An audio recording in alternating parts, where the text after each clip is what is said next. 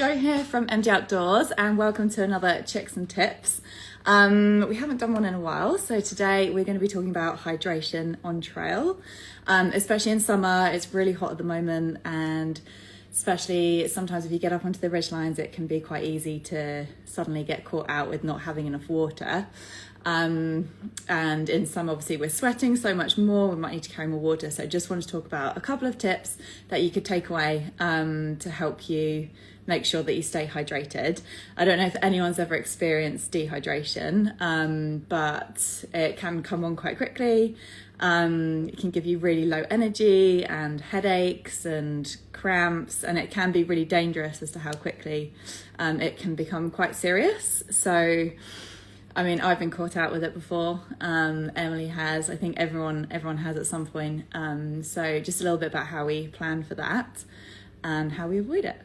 So just want to touch on how much water we should be taking out with us. So at a minimum, it's recommended that you take at least 2 litres of water out on the trail with you. However, in summer, and if you're somewhere where it's going to be in the sun a lot and it's a really hot day, or if you're someone that sweats a lot, then you might need to take more than that. So it could be 3 litres, it could be even more. So I think sometimes people get caught out because they haven't got capacity to carry enough water on them. So if we're drinking around 500 mils an hour in extreme heat in the summer, like that is not too much. So making sure we're taking enough water and we're drinking enough water, that we're sipping rather than gulping, that makes a big difference. Sipping throughout the day to help rehydrate us. And maybe one of the biggest things that people don't always think about is pre-hydrating. So before we're going out on a big hike, or whether it's a big event, is making sure that we're feeling rehydrated before we start. So between 2 and 4 hours that we're really drinking lots of water there, or even the day before. If we're using some electrolytes, that's also a good time to take them before we go out. So before we're even starting to deplenish some of our salts and magnesium and sodium, that we're making sure that they're already topped up really high before we go. It's also worth thinking about our food, because we actually get 20% of our water intake from our food as well. So thinking about, is some of the foods we're taking particularly high water content, like some fruits, for example, really, really good for that.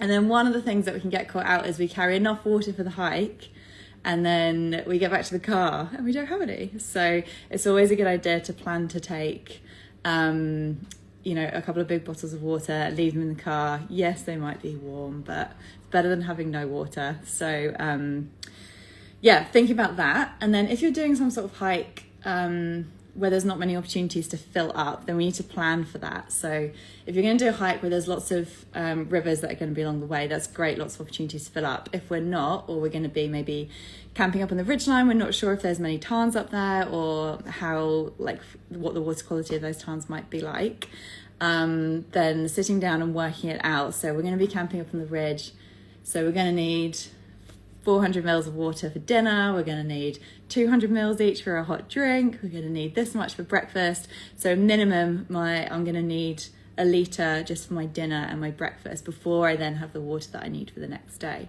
So if that's maybe like more than you think, often it is, making sure we've got capacity to carry that. So some things that could be really good is just having something like this, which is like a 3 litre water storage bag. So when you are lower down, you're near a stream, you can fill up and get enough water to take up onto the tops with you. That's going to sustain you, because often it's not having enough storage for that.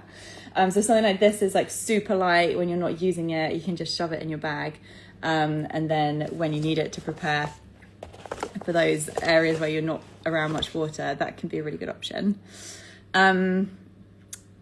Thinking about your water stops, so if you're looking at your route, like planning where those water stops might be, and if you're going to be camping, like is there somewhere you can get water near there, making sure you've got that planned out.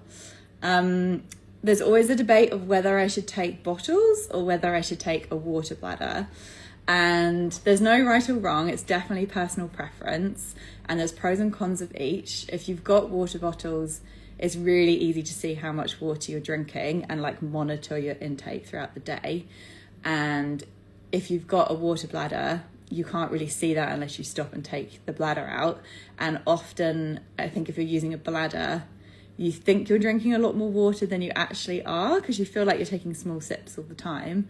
And then you check the bladder halfway through the day and you're like, oh, I've only drank this much. So if you do use bladders, often you can get caught out with drinking less than you think you have. And then I wanted to touch on different ways that we can also clean and purify our water. So whether we are using something like aqua tabs, which something like this is a nice empty box. These tabs, they just come in little tiny tabs, and you just pop them in the water, and you use one for 1 litre, you leave it for 30 minutes, and then you can drink the water. So if you're using those, they are going to purify your water against viruses, against parasites and bacteria. So it's definitely going to clean your water so it's safe to drink. They do leave a bit of a chlorine chemical taste, so some people would prefer not to really put those kind of things in your body, which I totally get. So another option could be a water filter. So that could look something like this, or the Sawyers that you might have seen, which come with the filter built in, and then some sort of soft flask with it as well. Some of these are more durable than others, so it's good to get ones that are quite tough. And the filters usually last for 2,000 litres plus before you might need to change them. So these are a really good option when you're on the go, and you can also use it to store your water as well as filter it. Couple of downsides with these is that they don't filter viruses, which is not so big a deal in New Zealand, but if you were using them overseas, in other countries, maybe within Asia, for example, then you might want to have a bit more protection against viruses in the water. Something like these, sometimes people can say that the filters can dry out quite easily. So a really easy way to counteract that is when you're not using your filters, if you store them in the freezer, so once you've washed it out and give it a good rinse out, you can store the filter and the bag in the freezer, and that stops any mold growing in your bag, and the same with your water bladder, will stop any mold growing in your water bladder. But your filters, it stops them drying out. So if you've had your filter and it's been not used for a while and it's out in storage, what can happen is it can start to dry out.